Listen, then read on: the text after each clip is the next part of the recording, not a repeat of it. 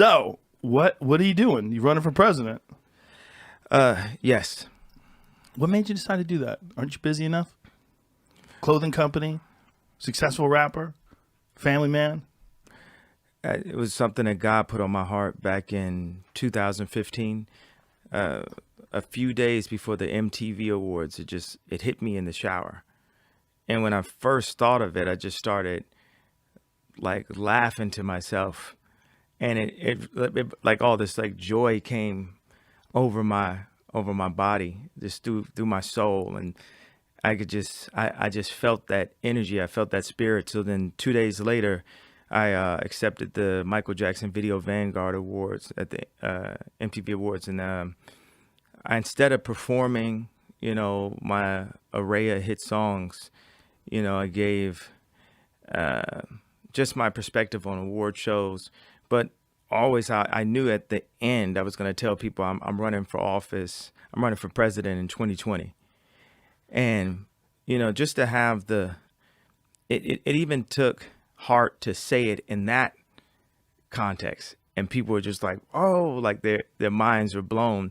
And then I was hanging out with I had different friends that were, some people in the music industry, some people tech elites, different things like that. And they would really, they just really took it as a joke. And they're telling me all these millions of reasons why I couldn't run for president. I remember running into Oprah 2 days or 1 day after that. And she's like, you don't want to be president. And, people just, thought projecting, putting this on you. And I remember saying, one of my responses to one of the naysayers was, well, I'll definitely be a billionaire by that time.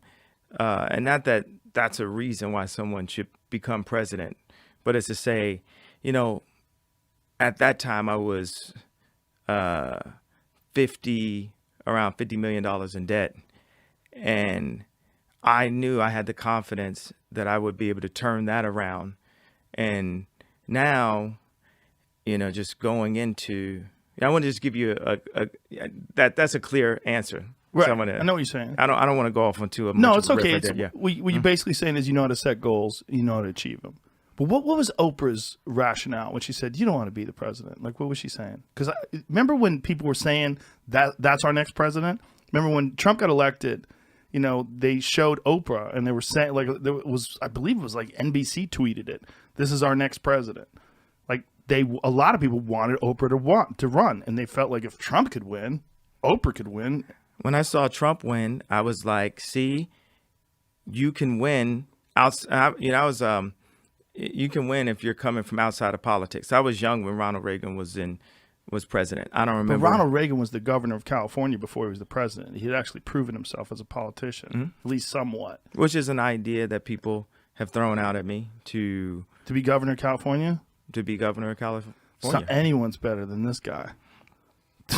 Just go ahead, start there, give it a shot, open things up again, man. But I think my calling is to be. I believe that my calling is to be the leader of the free world. Not.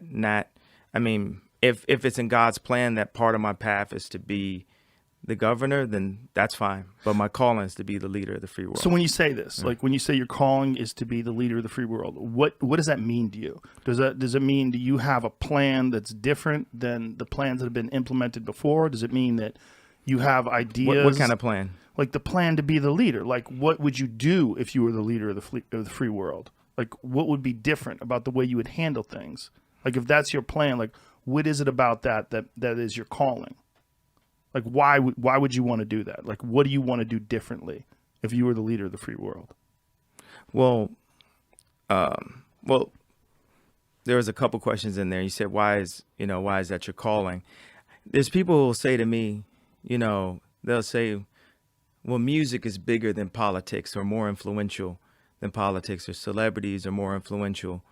And I thought of it like if I was a pastor of 100,000 person church, but then I was also a captain, a sailor, and then we went to war, and I said, I'm gonna man this ship that has 1,000 people, 1,000 soldiers on it, because God is calling me to take this position, even though I'm the pastor for, you know, however big my audience is in hip hop, in music, or as just an influencer or celebrity, or just as a dad and a husband in my house.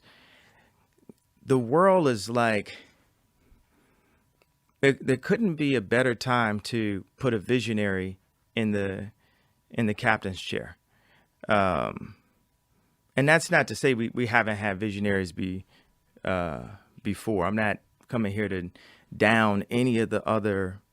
I'm not here to down Trump, down Biden. I'm just here to express why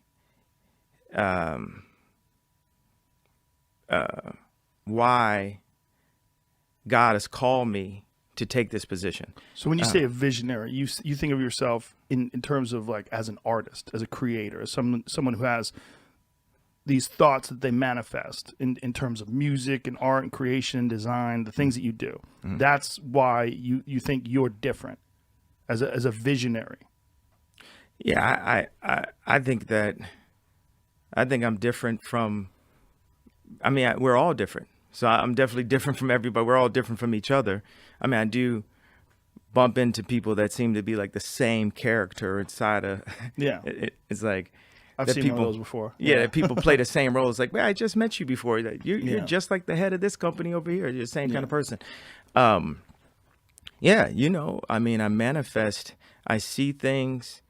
I'm a great leader because I listen and I'm empathetic and I feel the entire earth, and I feel us as a species, as the human race. Like sometimes people think of utopia as almost like a negative word. That's like, we couldn't have that, but I do believe in world peace.